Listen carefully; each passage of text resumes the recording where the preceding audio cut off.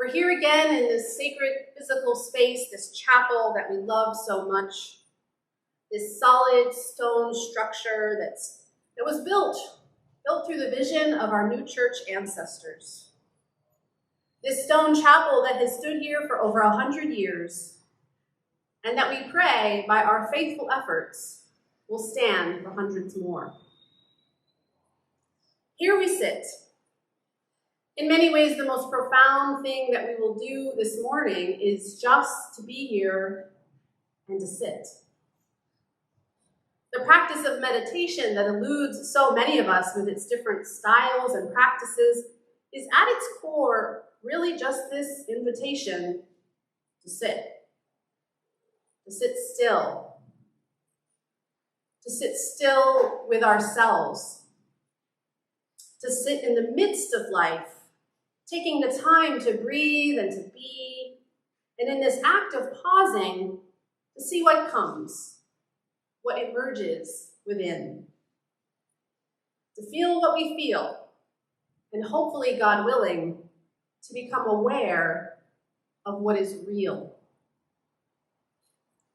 Throughout history, in all of the various cultural epochs and spiritual traditions that have existed, in wartime and in peacetime, somehow there seems to be evidence that if we just sit, if we just become still, that there's something there, something beyond us, something within us, something encircling us, something that is steady.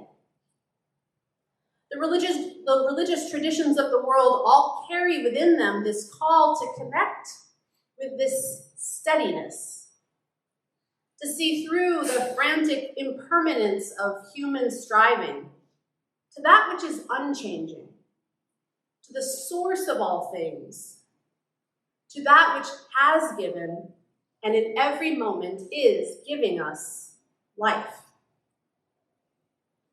We human beings have needed constant reminders to return to this steadiness. Kind of like a mother having to constantly tell their child to sit still. We have needed constant reminders. We are so good at forgetting.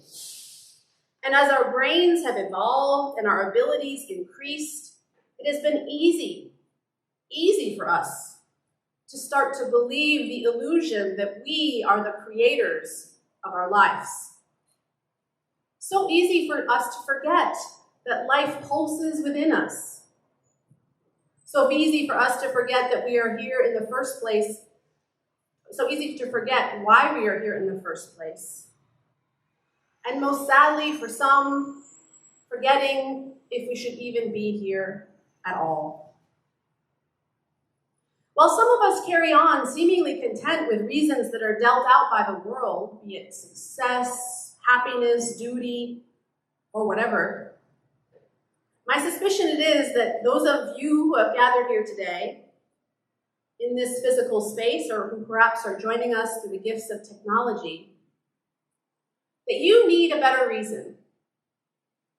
A reason that is not bound in these worldly pursuits. A reason that cannot be taken away. Because if our reason to be is happiness, then what do we do when we are unhappy? If our reason to be is success, then what do we do when we fail? If our reason to be is duty, and the people or institution to which we are seeking to be dutiful collapses, then what?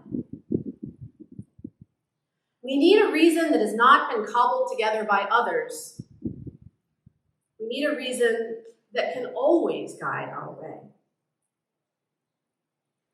Now, I have invited us, our little community, into a new Church Jubilee Year, a full 365 days, to focus our attention and to share our stories of our experiences of the steadiness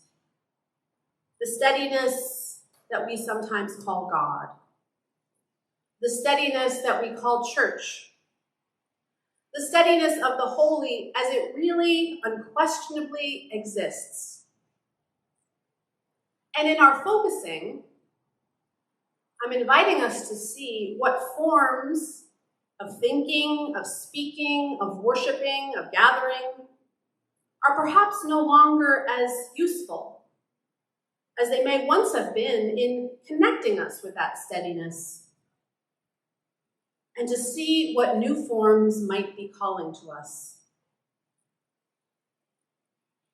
We know, I know, we know something new is on the way. We know something new is on the way because we are the new church. We are a body of people drawn together by Emanuel Swedenborg's revelation, declared nearly 400 years ago that a new church was coming into being. A new church that would be totally new, unrecognizable to the historic Christian church.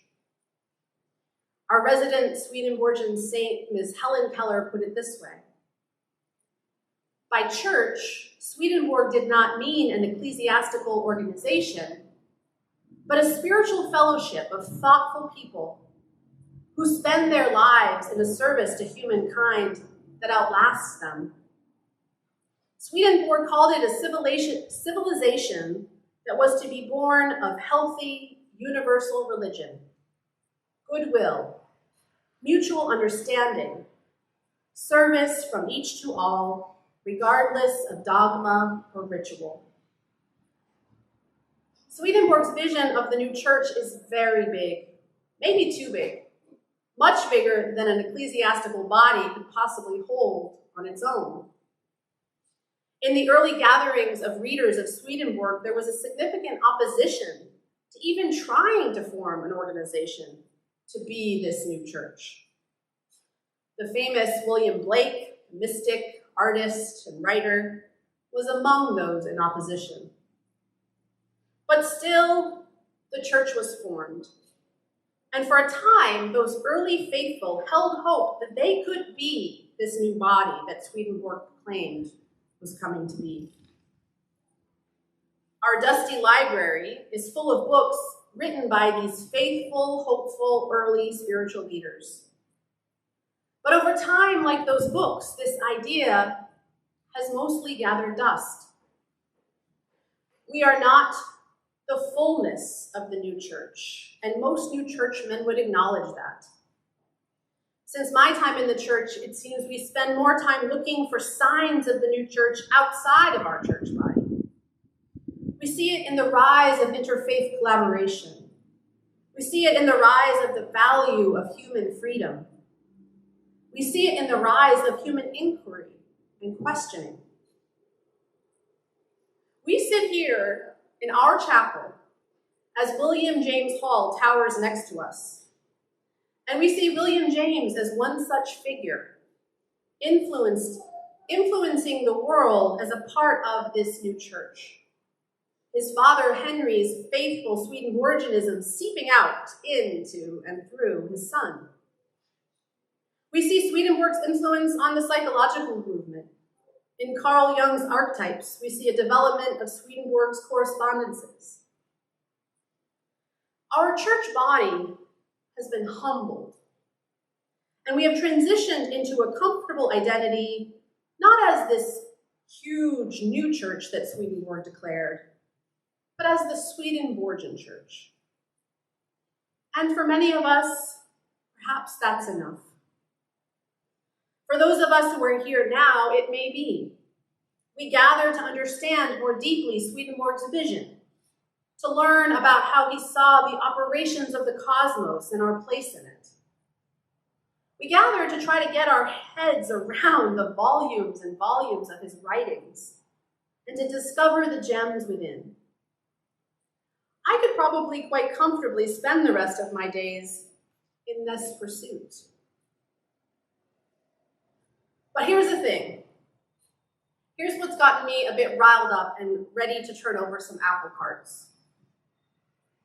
While it feels daunting and nearly impossible to imagine that we could be the fullness of the new church, in that huge sense that Swedenborg declared it, I wonder now if it might be possible for our ecclesiastical organization to commit to our own growth enough to allow ourselves to be expanded by this vision, and in so doing become more of the new church. Just as each of us is always the same person, and yet we're constantly changing, I believe the church can do this too. The crazy thing about spiritual traditions is that they are the collection of all the people and practices and ideas that form after the initial incitement of, most often, an individual whose spiritual eyes are opened, who finds the way to live with the steadiness, to connect with it, and to share about it.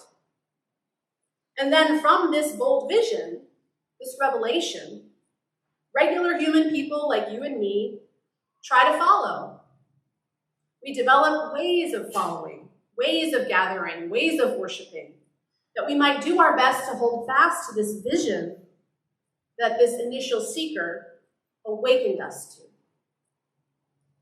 You can see, I hope, the problem. What begins as an invitation to a radical shift becomes an institution. And the distance between the spirit and the spiritual institution's life and practice widens over time, is corrupted over time. This truth is something Swedenborg spent a lot of time writing about, describing how churches are born and then die in a succession, and how this natural process is necessary for our human evolution. It's just the way of things. It's not anyone's fault. It's not a problem to be fixed. It's just the way of things. And here, right here in this place, this process is occurring. Those of you who have been on this journey longer than me, I hope that you see it. Over the last nearly 7 years that I've been walking this path with all of you, we have seen the Spirit move. This today, even though we're still a little group, even though things from the outside may not look that different, right now today, we are a different community than we were when I first arrived. I'm wondering, so how many of you were here on my first worship service, at my first worship service? I think it was just 2 of you. Do you remember it? Will you ever forget it? So those of you who are not here, for those of you who, or if you don't remember it exactly, as we gathered in worship, we sat in these pews, and it was not a much different collection of I think it was about the same number of people. We sat in these pews, and I had my robe on, and I was getting up here doing my best to lead and to enter into the role as your pastor. And as I was speaking up here, a gentleman walked in. He was elderly, he was disheveled. He appeared a bit lost, but we quickly learned he was here for a reason. He walked right up this aisle, and in the middle of whatever I was doing at the time, yelled out, "There is evil here. There is evil in this place." I think that's what he said. If I'm wrong, I would be happy to hear what other people's perceptions were. We went back into my office, and he told me a bit more about this evil. Do you remember this? It was quite a way to start our journey together. Now, we haven't seen that man again. But he was right. There was evil here. Not isolated in an individual, but a weight. A heavy weight of mistrust, of fear, of dishonesty, and subterfuge. This evil was no one's fault, but is what often occurs when something is at an end. This faithful crew had no leadership, very little money, not enough people to do the work on the ground, so it was not surprising in any way that the state of things were as they were. This evil almost broke me. It almost broke us. I was told by many a mentor and advisor during those first few years to get out, to brush the dust off of my feet and to go. And I may likely have gone if I'd had any place to go. I can't tell you that I stayed because of a whole lot of faith or confidence at the time, but because I needed a job and because this is where I had been planted. I had a small family to support, and there was not a plethora of Swedenborg churches out there hiring. And maybe I did stay because, for whatever reason, this was where I was planted and God was doing something. And I am so glad that I did. Because today we're different. We face something difficult together. This introverted, conflict-averse group took a stand for this church. And here we are. And that is no small thing. And to me, what we have been through as a group these last 7 years, those early years of conflict and upheaval, followed by this time of discernment and the birth of the vision of the Helen Keller Center, followed by 2 years of making our way through a global pandemic, that we are still here, this to me is evidence of God's activity. Evidence that we are in the stream of providence. That something was ready to die, and now something is being reborn. We have much to look back and say thanks for. And we can practically see the imprints of the divine on our particular story as a community. This evidence is what gives me faith to continue, to not stop, but to see what more God might be able to do with us. So friends, I think we have something to do.